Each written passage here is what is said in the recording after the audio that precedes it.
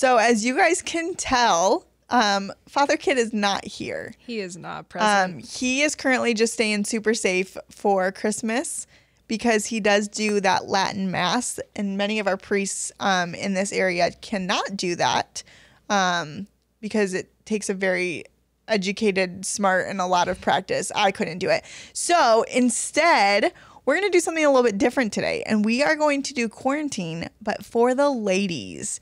So let's roll tape. Welcome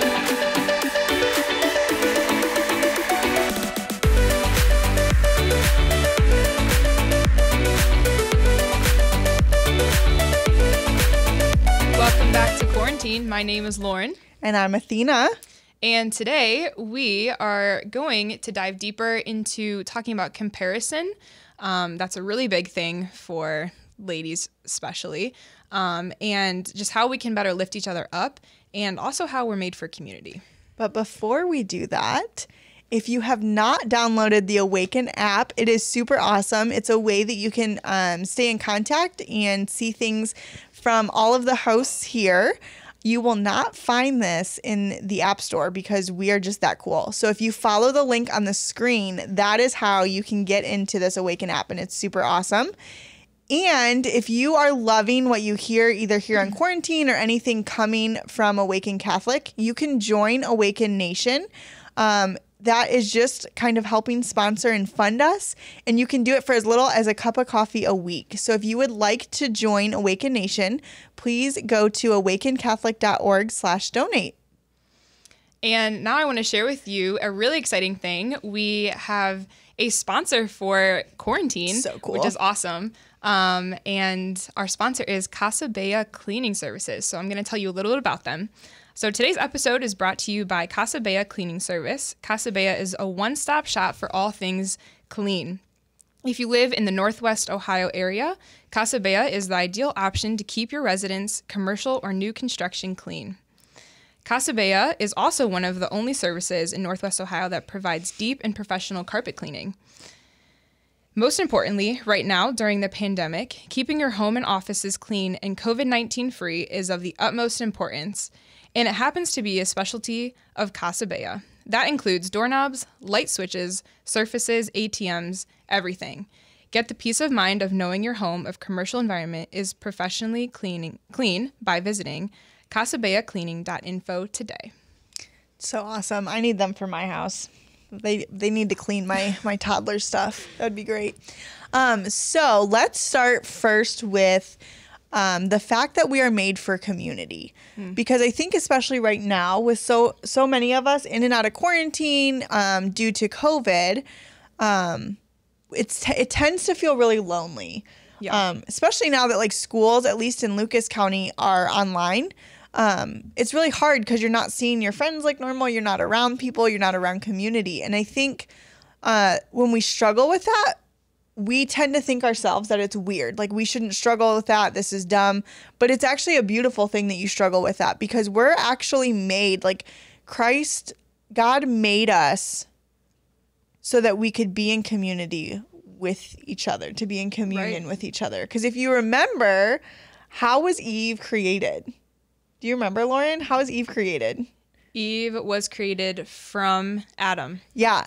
Okay. So like that's a beautiful like love story. It's so great, but it's also important because that shows that we are made to be in communion with one another, right? Mm-hmm. Like that is the reason why we have the Catholic Church. The Catholic Church isn't there just so that she can tell us exactly what we're supposed to do and all the things we're not supposed to do and have all these rules and regulations for us, but she's there so that we grow in community. Yeah. That's why it's important to go to church on Sundays, right? To keep holy the Sabbath day.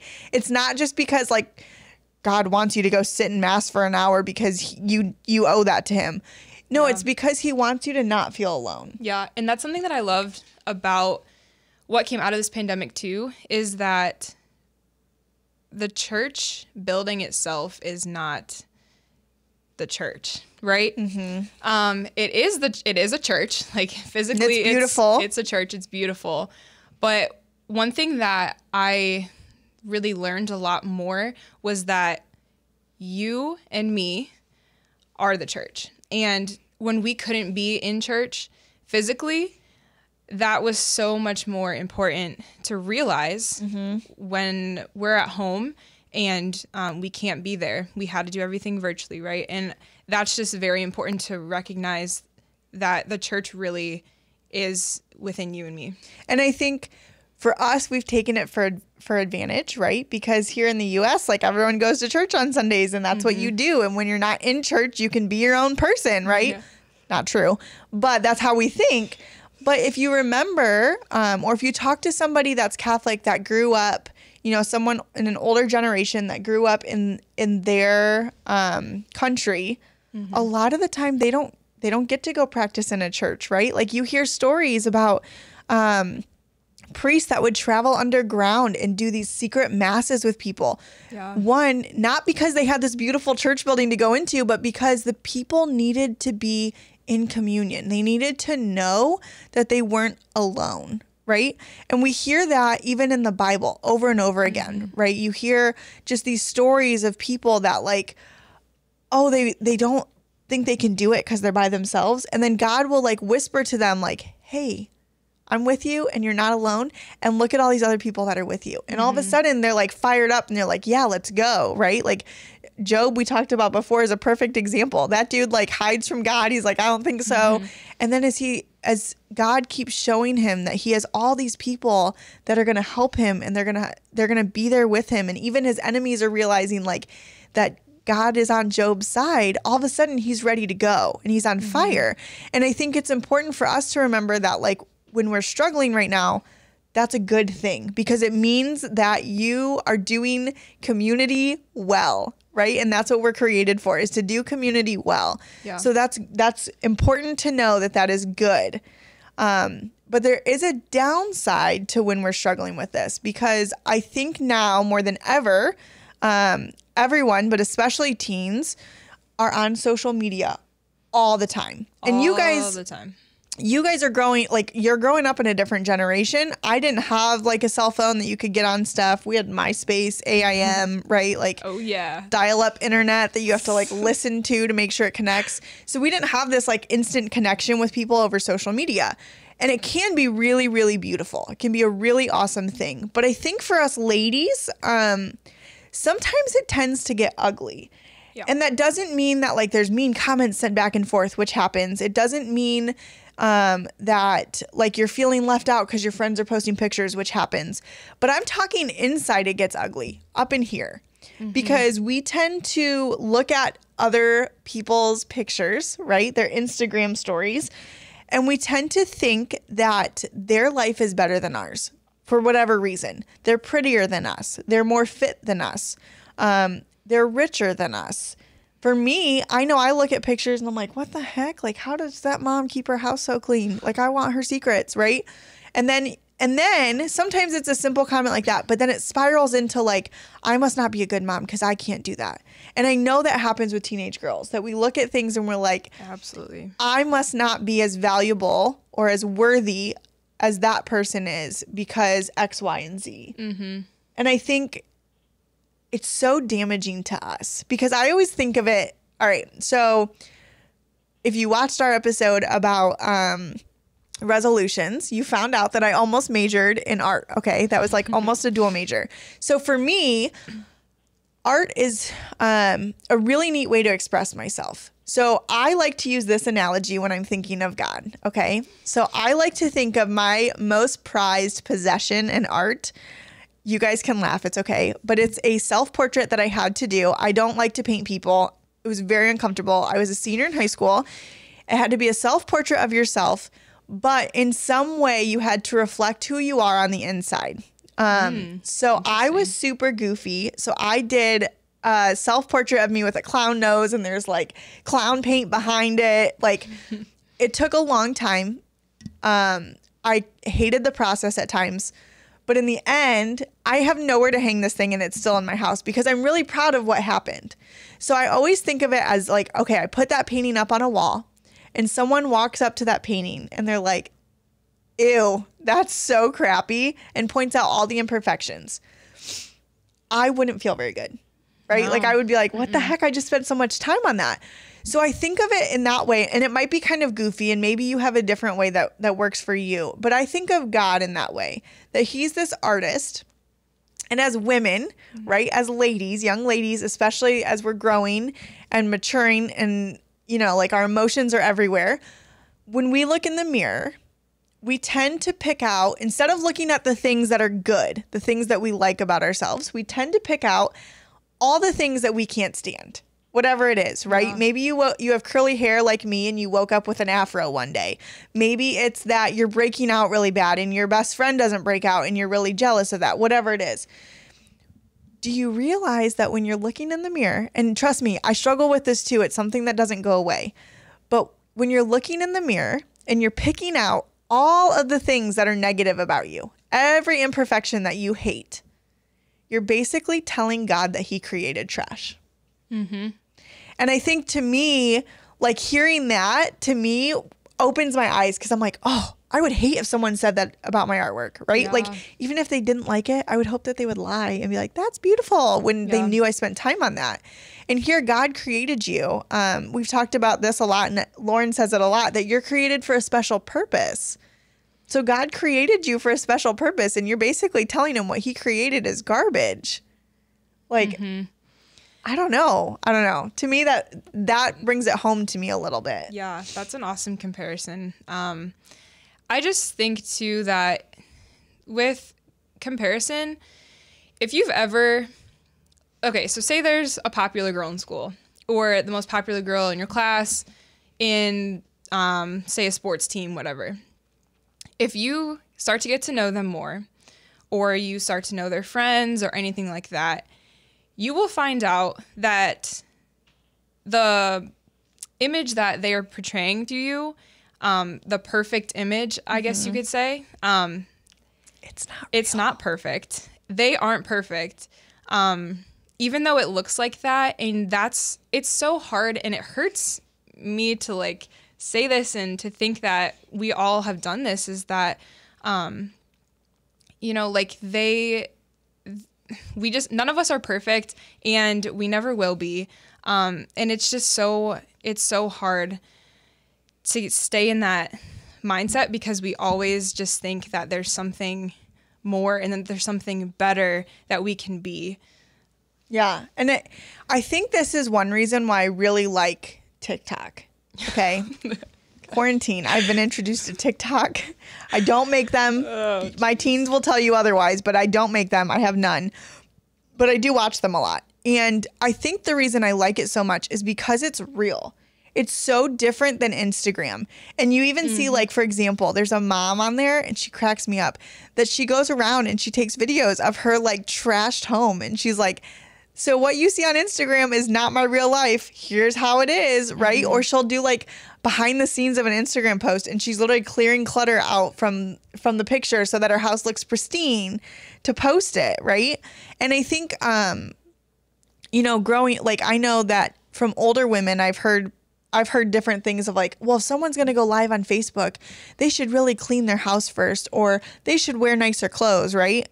Okay, if you see me go live on Facebook, a lot of the time I look like a zombie because I grew up different. I grew up different. I just did.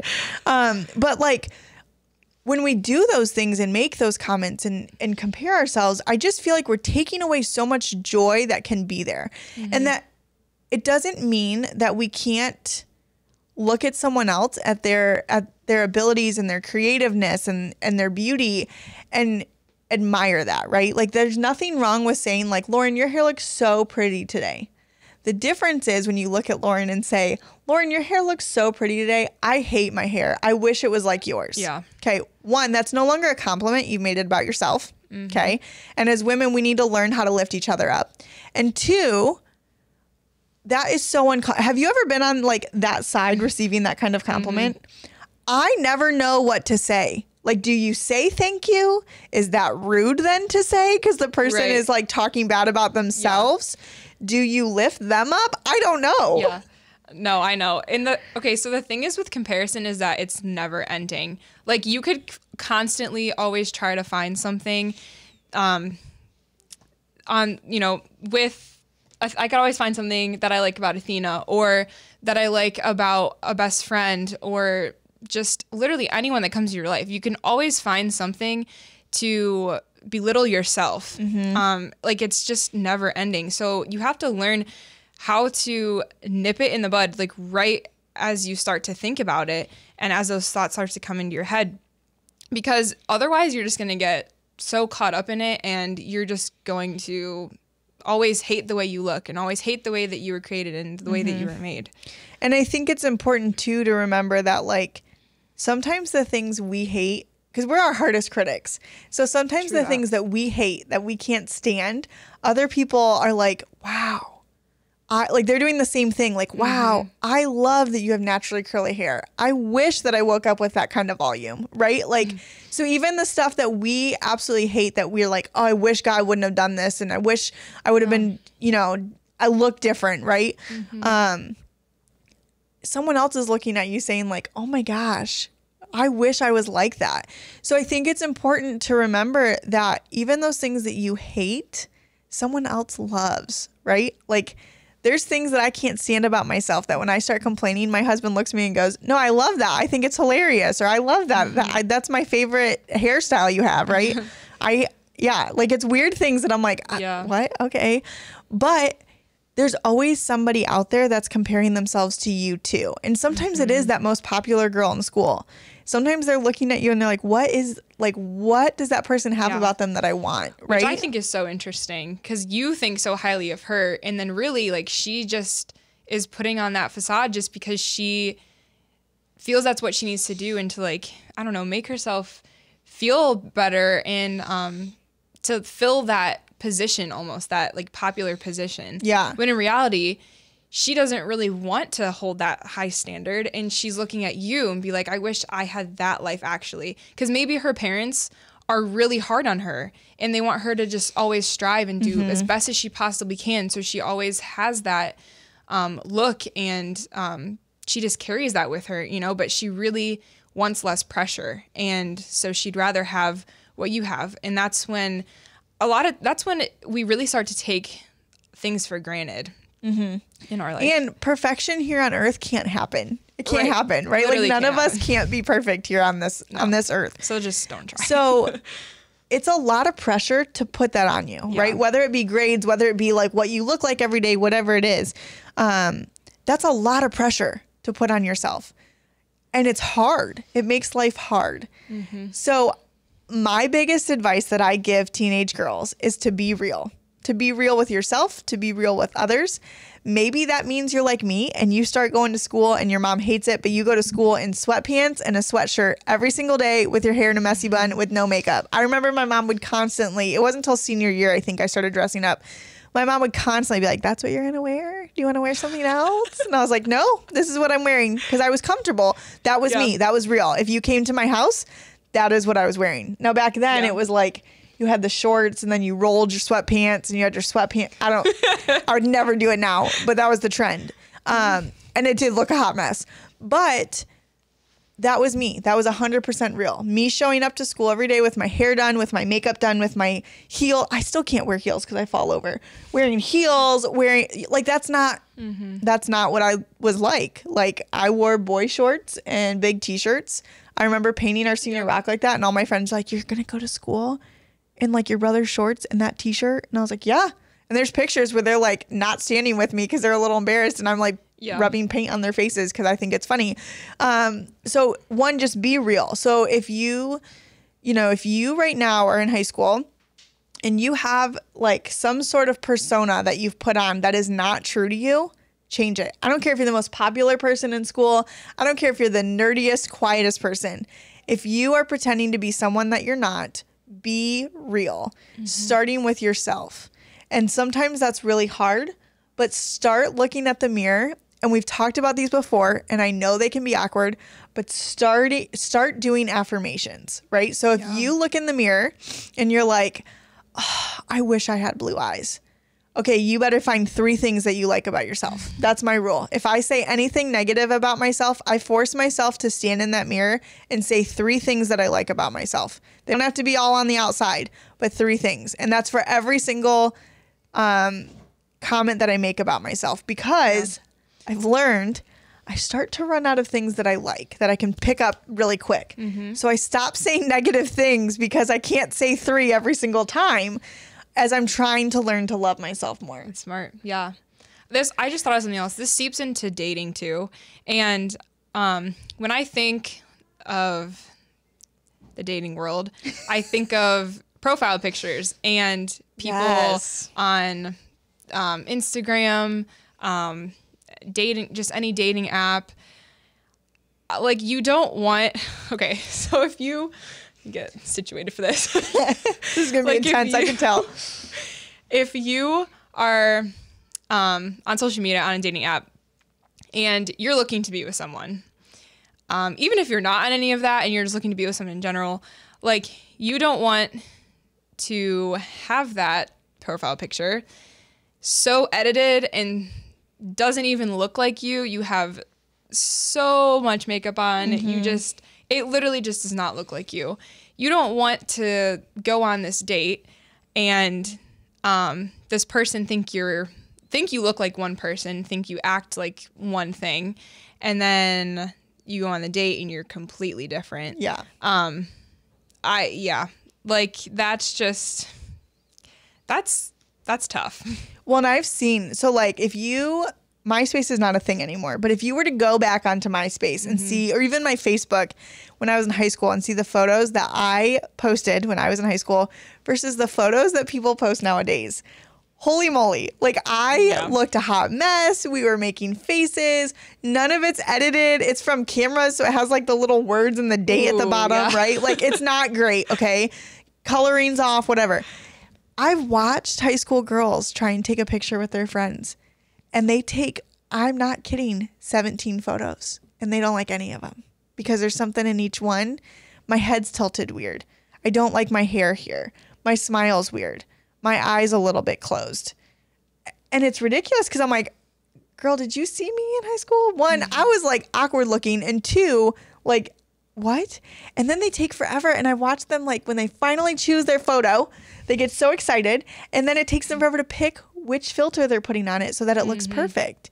And like, I don't know, sometimes I use filters, I won't lie. Yeah, I've done it too. But like, never to make myself look better. It's more because I like the colors in it. Like, I'm like, oh, that's cool, I'm gonna do that. It's not to like make sure that you can't see the pimple that's on my face, right? No, you'll see that no matter what. Because if you see me in person, I don't know how to do makeup, so I can't cover that up. So it's there.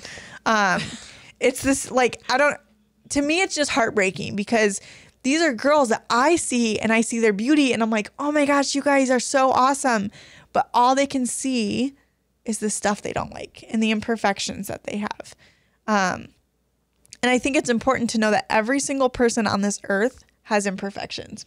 All of us, Lauren and I included. And life sucks when you dwell on those. Life sucks. When we look in the mirror and we only dwell on the things that we don't like about ourselves, your life is not going to be fun. Because then you're not comfortable in your own skin. And then that carries into friendships. Yeah. You start to put on that persona, that fake, I don't know how to be myself, so what makes me kind of cool or what makes me fit in? And you don't want friends like that. You don't want a relationship like that. You don't want to be with people that accept you for being a fake person. You want to be with people that accept you for who you are, all your imperfections included. Yeah. And it doesn't mean that you have to look in the mirror and be like, okay, I love my whole entire self and there's nothing wrong with me, because that's not true. We need to be real.